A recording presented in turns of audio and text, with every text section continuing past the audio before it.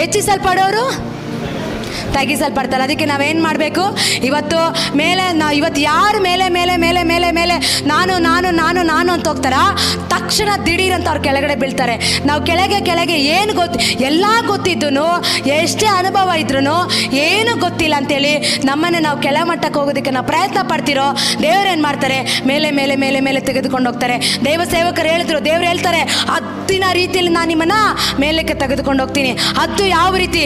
ಅದು ಗಾಳಿ ಬಂದ್ರೂ, ಪರ್ವತ ಬಂದ್ರೂ, ಬಿರುಗಾಳಿ ಬಂದ್ರೂ ಅದು ಬಿದ್ದು ಹೋಗೋದಿಲ್ಲ, ಅದು ಅಲ್ಲಾಡೋದಿಲ್ಲ.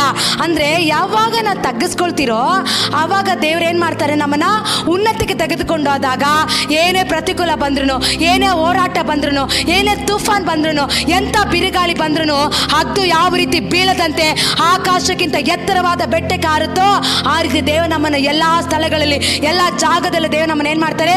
ಉನ್ನತ ಸ್ಥಾನಕ್ಕೆ ತೆಗೆದುಕೊಂಡು ಹೋಗ್ತಾರೆ.